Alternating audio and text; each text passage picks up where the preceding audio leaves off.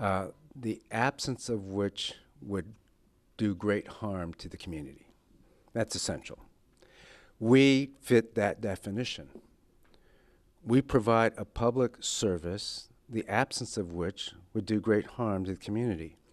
We should be very slow then to close schools. I'm not saying we shouldn't ever close schools. I'm saying we should be slow to do that.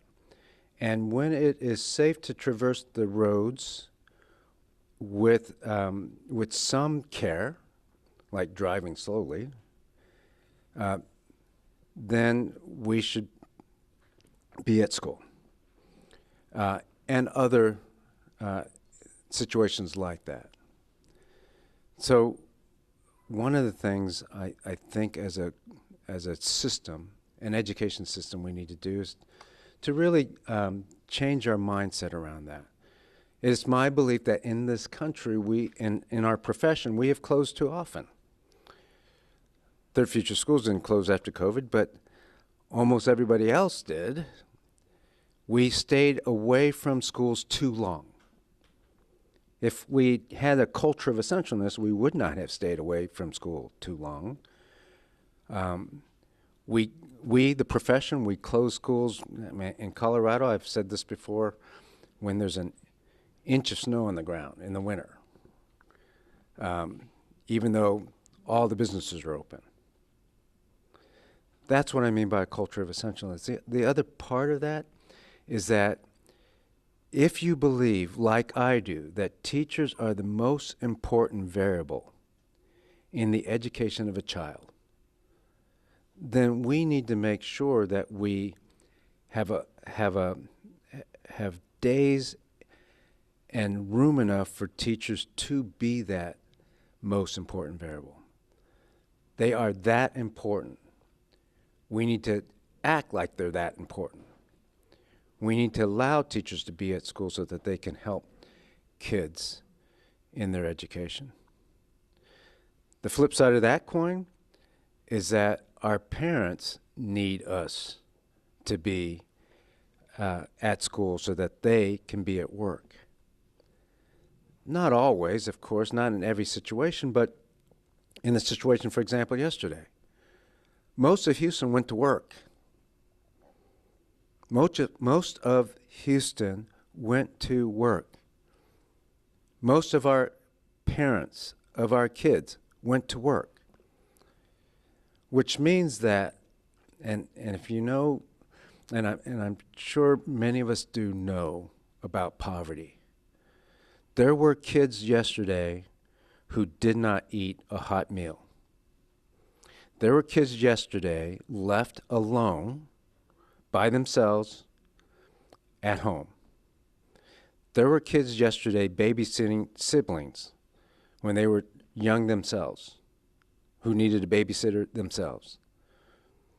There were kids yesterday who spent all day alone in a house that didn't have power.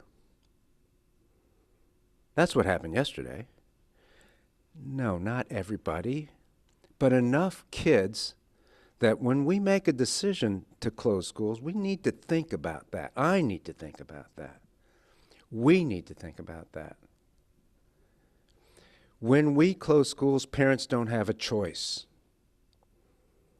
They have to leave their kid at home or get other arrangement. And it's easy to say that, oh, it's easy to make other arrangements. No, it's not easy for some families. When we open schools, parents have a choice because they can always keep their kid at home. If they have other arrangements, they can make other arrangements and they can keep their kid at home. But there are many families that don't have a choice. They have to go to work. And we did not provide the best education possible for that kid, and we didn't provide a safe place for that kid, and we need to think about that. So what I said yesterday is going forward, I'm going to think twice about that, 3 times about that, and hopefully I'll make a better decision for the community, for the kids first. Now, some of you are also going to ask me some questions about the facilities today, so let me just segue to that, and then I'll stop talking and you can ask me questions. questions. So one of the things we're really proud of is that this district showed signs of a culture of essentialness today. 274 schools open today. Buses was driving kids today. After one of the coldest nights in this year, in the last year, was last night, we still had 274 schools open with kids in them, 185,000 kids, minus those who were at home, showed up, teachers showed up, and kids got educated. It happened to be an NWA MAP testing day, and they still took the test except for one school. Did not, because of challenges. Even with an infrastructure that we have not invested in over a decade, even with all the challenges of that, principals, maintenance workers, teachers, all did what they had to do to educate kids today. By the way, yesterday, Tuesday, we had principals in, we had maintenance workers in, we had executive directors in, we had a lot of people in, custodians, plant operators, who did what they needed to do so that we could open today. And they'll work overtime today to make sure we open tomorrow as we get out of this freeze. So it's like I said, a very old infrastructure. This district has kicked the can down the road for far too long. So of course there's going to be some issues. But that didn't prevent us as a district from doing our job and being essential. Is there going to be a school here or there that closed? Yes. Is there going to be a pipe burst here or there? Yes. That's predictable even without a freeze, with just cold weather. So overall, I'm very proud of the staffs. Did great work, showed that they were essential, and we got kids in education and helped our community. Yeah, we're going to address some of your questions, but let's first start the Zoom because there's some media that will connect through the Zoom and they might have more questions. So, Joe, please. Joe is connecting. So, who would be the first question? Go ahead. Meanwhile, we connect to the Zoom. Okay. So, yeah, you can. Go ahead. Oh. Yeah, it will take like anytime. We will connect. Right. So in the meantime, go ahead. Okay. Superintendent Miles, we just wanted to know, was there any sort of checks that were done on the water or heating systems in these schools? We knew that these freezing conditions were coming. We knew that some schools had older infrastructure. Were there any checks that were conducted to see how this might hold up during the freezing conditions? Yes. Last week, Friday, over the weekend, we talked to lots of different people about being in their buildings over the weekend. And then yesterday, Tuesday, we had all essential personnel, and that included all the principals, plant operators or senior custodians, maintenance workers, all doing checks on the buildings for water, for heat, also for the internet, but all of that yesterday and even before on the weekend. So, yeah, we knew what we were going to get into, and again, as a result of those checks, 274 schools were able to be operated today.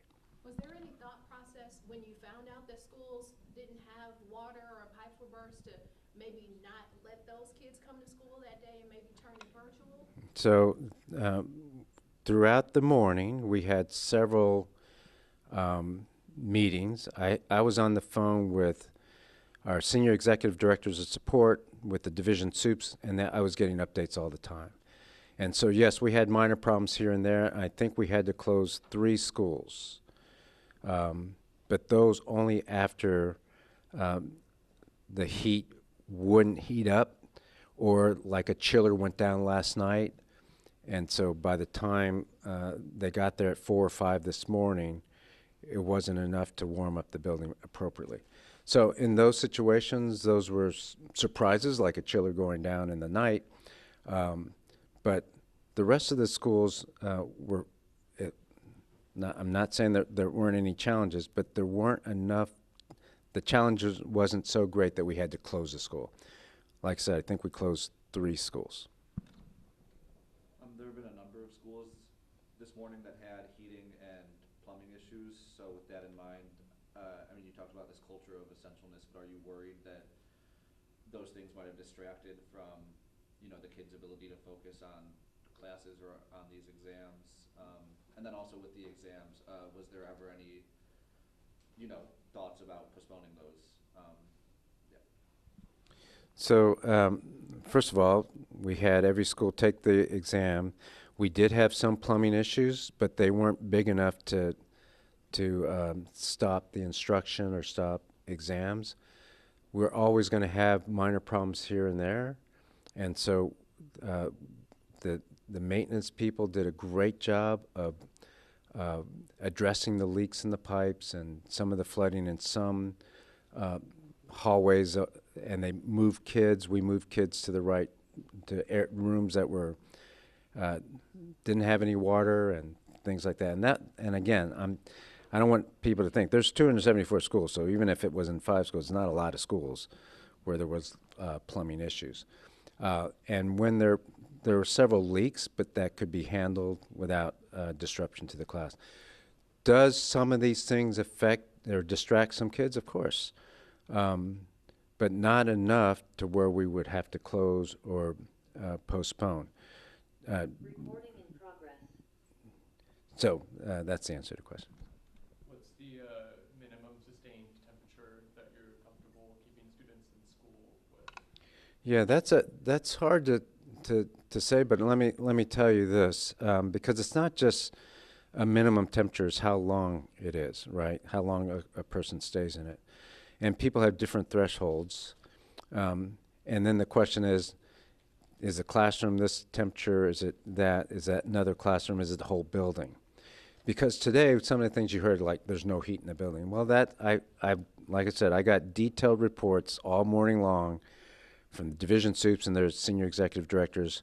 And in most cases, it was a few classrooms over here, a wing of a building over here, of a hallway over here, things like that. So to answer your question, if on the whole it's below 60 degrees and it stays that way for 3 hours or so, that's probably too cold. And some people would say that's not cold enough because you can put a coat on. It's not, it's not terrible, but that's generally how we look at it. But again, it's hard to say, a hard and fast rule, because it could be 57 degrees in this classroom. A kid is in there for an hour, and then they go to the next classroom and it's 64 degrees. So do we send that kid home, I even wonder if sanitary, there's been posts circulating about using porta potties, not having access to water. How sanitary is that, and how do you guys address those issues when they come? There were only a couple cases, if I know correctly, where they had porta potties, and part of that had nothing to do with the cold. For example, at Cook Elementary School, if I'm not mistaken, the city was already working on a water pipe or something, so we already had the porta potties there. It had nothing to do with today, and every school had access to water. Some schools did not have access to hot water. And so I don't think there was a safety issue. In fact, we asked that question several times this morning. Are any schools unsafe for kids? Are any schools not going to be able to provide lunch? There was a couple of schools where water was turned off because of a pipe. They brought water in for lunch. We have a follow-up question from Dominic and then a question from Margaret. So you mentioned earlier how it's very important to you that schools stay open so that parents have the choice, especially if they, have basic needs that aren't getting met. Yeah, and especially on a day like yesterday or a day like today. And that sometimes that will outweigh the advice of, you know, emergency management personnel saying don't drive on the roads right now. Should teachers also have the choice to remain at home without facing discipline on those days if there is that advice to stay off the roads? No, we'll make a decision based on the schools, but also in collaboration with other departments, just like it did this time. But you know, we have a job to do that may not have all the same criteria as some other group. And if we make a decision as a district to stay open, teachers will be expected to be at work, drive slowly, leave early. Superintendent, have you had a discussion today following your remarks about regretting keeping closing the schools? Have you had a discussion with the mayor about it, or do you anticipate discussing? No, I think the mayor and I had a couple conversations prior to yesterday, or prior to today, I mean, or prior to yesterday, rather, Right. when we. He wanted you to close the schools. Yeah, I thought, I appreciate his advice. He has a hard job too, and he has a bigger area than I have, and he has to make a decision for his employees and the people that work for the city, and also have to, pay attention to all kinds of things that I don't have to pay attention to. He has that many different departments. So I think he made a decision for the city. I think he gave me good advice, the advice that he offered, I appreciate. At the same time, I have to, over time, build a culture of essentialness. And there's only one way to build a culture of essentialness. If you believe we're essential. Now, if you don't believe that, then that's a different argument. But I believe we're essential. I believe the teachers are essential. I believe we provide a public service, the absence of which would do great harm to this community. That's a definition for me of what essential service means. In any case, I have to build that culture, and the only way to build that culture is to act like it, make decisions based on it. And over time, I need to be consistent with that, because every time I'm not, it diminishes the culture of essentialness. So that is something I'm going to have to consider going forward. But you did mention also that you thought fears were exaggerated by some people. Who was that directed toward? Yeah, I don't need to mention specific people, but what I'm talking about is when I get comments that are not as accurate, those are the comments I need to kind of brush past and focus on what's good for our kids. Did you think the mayor was exaggerating? Oh no, yeah, That's not at all. I mean, I think I've been clear already, and I'll repeat it. I thought the mayor and I had good conversations. I liked the fact that he was willing to give me some advice. I liked the fact that he was coordinating, he was collaborating, and I think that's really says a lot about his trying to support the district as best he can, and I truly appreciate that. Nothing he said was out of place. We have another question for Fox. With the reasons that you just gave to keep the school district open, what made you decide to close the district?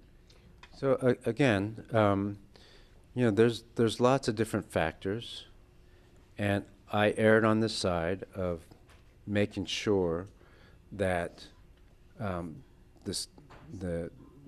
the roads could be traversed. If the roads could not be traversed, it might cause some safety issues for our teachers and our families. Again, we can argue about whether the decision was right or wrong. I'm saying that when I consider the culture of essentialness, that should have been a heavier weight than it was. I just have one last question. Considering this is the first major cold of the season and we have the potential for other cold, anything you'd like to say to parents going forward? Like, don't bank on having another cold day, or do we see when we get there? Yeah, you know, every situation is a little bit different. I tried to say that yesterday, and I'm saying it today. You know, it's not a hard and fast rule. There's different weather conditions, and whether or not some people can safely traverse the roads is also a question, right? So I think we wait to see. I am saying that a culture of essentialness is something we need to act upon, and given the same conditions as they were, and that's saying a lot, right? Because I don't know if we'll ever repeat the exact same conditions. I would choose a culture of essentialness and keep the school open. Superintendent, going back to one part of what you said about there are students who need these services. The hot meal part, children staying home by themselves, them having to be babysitters for younger siblings. Could there ever be an option in the future to close schools but to keep some facilities open for families who may need to come in for a hot meal, or children who need a place to go from 7 to 2, etc.? And so the best way to do that is what I just said. If we keep it open, then that choice is there. If we close it, that choice is not there. So what we could do, and what we're going to socialize, is parents, if it's a day like that, we're going to name it something like a We Are Essential Day. You can keep your child at home, and that child can be excused. But if you need to get to work and you need your child at school, then please send them to school, because we'll be there. Okay, because some parents were just concerned, hey, my child might miss instruction because there is class in session today. Yeah, well, I appreciate that. I think that's the right attitude for a parent, to always think, wow, I might miss instruction. I hope that's ubiquitous, but you know, I suspect it's not. Still, I think this solution of keeping the schools open would satisfy those parents who are afraid that their child might miss instruction. At the same time, we know that if it's a day like yesterday, and some kids don't show up, we will have to provide reteaching, or provide those lessons online, or do something so that kids can catch up, because for no fault of their own, they're at home. That was a great question, because the first thing that came to my mind was the sunrise centers. So if it's a situation like yesterday where even if you are open, you're going to have a lot of kids miss school, that's disruptive because of all the relearning you mentioned. Mm-hmm. And the really important basic need that you're communicating is, you know, a meal, a place to stay warm. It seems like there's some tension if the sunrise centers aren't the thing you go to, since that's being advertised as the thing that meets those needs. Yeah, thanks for asking. Two things. Yeah. One, the sunrise centers are good. They're not an answer for a district this size for a weather situation, inclement weather situation. There's only 7 of them, and you know they're spread out all over. They can help in the locales that they're in.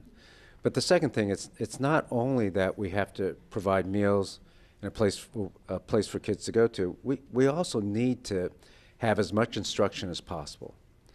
And so that's another reason for not closing too often. You know, every day is an important day for kids. We now will have 171 student-teacher contact days instead of 172, when it should be 180. We can't afford too many of those. We can't. Kids can't afford too many of those days where they're not getting high-quality instruction. On that point, do you plan on making up yesterday's? One more question. We have, go ahead. Just a quick question. Yeah, do you plan on making up the day yesterday? So we're actually in the middle of trying to figure out how many hours of instruction the kids will have, so that whether or not we meet TEA's requirement. If we meet the requirement set by Texas Education Agency, we will not make up the day. If we don't, of course, then we will. Thank you all for being here. Nobody online? No, nobody. Use the raise your hand feature. So. Okay. I think you can another engagement. All right. Thank you, everybody. Thank you. Thank you.